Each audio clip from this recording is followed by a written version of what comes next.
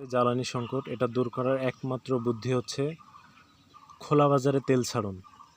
খোলা বাজারে যখন আপনি তেল ছাড়বেন তখন বাইকারদের মধ্যে যে প্যানিক আছে, যে ভয় আছে যে আজকে তেল পাচ্ছি, আগামী 4-5 দিনে তেল পাবো কি না, অথবা আমার মোটরসাইকেলটা যদি চলতে চলতে এক জায়গায় বন্ধ হয়ে যায়, সেখানে পাম্প আছে কি না, পাম্প না থাকলে আমি কোথায় তেল পাবো, বাইক তো ঠেলে নিয়ে যেতে হবে। এই প্যানিকটার জন্যেই তারা পাম্পে অত্যন্ত বেশি পরিমাণে ভিড় করছে। এই প্যানিক দূর করতে হলে খোলা বাজারে তেল ছাড়ুন। খোলা বাজারে যখন তেল ছাড়বেন, পাম্পে এখন যে মূল্য, এখন যে পেট্রোলের মূল্য 116 টাকা কয়েক পয়সা, এই দামটা রাখতে হবে। এই দামটা কমানো যাবে না বা বাড়ানোও যাবে না, বিশেষ করে বাড়ানো যাবে না। তাহলে কি হবে, আপনি যখন খোলা বাজারে তেল ছাড়ছেন, পাম্পে আছে 116 টাকা লিটার, বাইরে ব্যবসায়ীরা যখন নিয়ে আসবে, ব্যবসায়ীরা নিয়ে এসে কিছু ব্যবসায়ী চাবে স্টক করতে, কিছু ব্যবসায়ী চাবে তেল বাজারে একটু বেশি দামে ছাড়তে।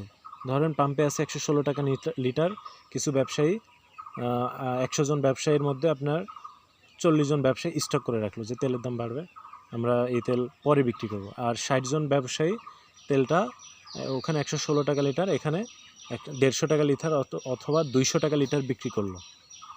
এখন তাহলে কি হবে, তাহলে এই যে বাইকারদের মধ্যে, এখানে মানুষের স্বভাবজাত বৈশিষ্ট্য হচ্ছে তারা কষ্ট সহ্য করতে চায় না। এখন তাহলে পাম্পে যে দীর্ঘক্ষণ লাইনে দাঁড়িয়ে এত রৌদ্র তাপ, এত কষ্ট সহ্য করে যেগুলো বাইকাররা তেল নিচ্ছিল, তার মধ্যে অর্ধেক বাইকার খোলা বাজারে চলে আসবে তেল কিনতে, বেশি দাম দিয়ে হলো। যখন খোলা বাজারে চলে আসবে তখন পাম্পের চাপ আপনার কমে যাবে। পাম্পের চাপ যখন কমে যাবে, পাম্প সেখানে তেলের যে চাহিদা সেটা সামাল দিতে পারবে। আর খোলা বাজারে যখন তেল পাম্প বাইকাররা চলে আসবে তেল কিনছে, তখন কি হবে, তখন যখন তারা দেখবে কিছু ওই মজুতকৃত ব্যবসায়ীরা দেখবে যে আপনার পাম্পে তেলের দাম বৃদ্ধি হচ্ছে না বা সরকারও বাড়াচ্ছে না, তখন তারা কি করবে, তখন তারা এই যে যারা তেল বিক্রি করছে 150 টাকা লিটার বা 200 টাকা লিটার, এই লাভের পরিমাণ তারা দেখে তারা প্রলুব্ধ হবে। তখন তারাও যখন বিক্রি শুরু করে দিবে, তখন হবে কি, তখন বাইকাররা তখন দেখবে যে তেল এখন পাওয়া যাচ্ছে, বাজারে তেল আছে, এখন আমরা এত দামে তেল কিনবো না। তখন এই বাইকাররা আবার পাম্পের দিকে যাবে। এই বাইকাররা যখন আবার পাম্পের দিকে যাবে, তখন কি হবে, তখন এই মজুতকারীরা বা এই ব্যবসায়ীরা তখন তেলের দাম আরও কমায় দিবে, হয়তো পাম্পের থেকে 10 টাকা কি 20 টাকা ব্যবধানে রেখে বিক্রি করবে। তখন কি হবে, তখন বাইকাররা পাম্পে যতগুলো বাইকার ছিল, সেই বাইকাররা তার বেশিরভাগ আপনার 1/3 যদি 1/3 বাইকার তখন এই খুচরা বাজারের দিকে মানে ভিড় করা শুরু করে দেবে। আসলে তো তাই ঘটে। আপনার বাইকাররা বিভিন্ন জায়গায় চাকরি বাকরি করে, সব জায়গায় তো পাম্প থাকে না, তারা একটা খোলা বাজারে খুচরা বাজারে তেলের আশায় থাকে।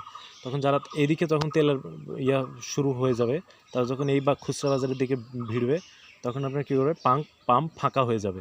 আর পাম্প যখন ফাঁকা হয়ে যাবে, তখন আপনার এই যে ভারসাম্য বাইকারদের মধ্যে আর তেলের মধ্যে যে ভারসাম্য, তেলের বাজারে যে ভারসাম্য, এই ভারসাম্যটা আবার প্রতিষ্ঠিত হবে। তখন কিছু বাইকার পাম্প থেকে তেল নেবে, কিছু বাইকার খোলা বাজারে তেল নেবে, পুরোপুরি ভারসাম্য প্রতিষ্ঠিত হয়ে গেল। আপনার প্যানিকও থাকবে না। তেলের এই ক্রাইসিস, সরকার যদি বলে থাকে যে তেলের সংকট নেই, তাহলে এই ক্রাইসিসও থাকবে না।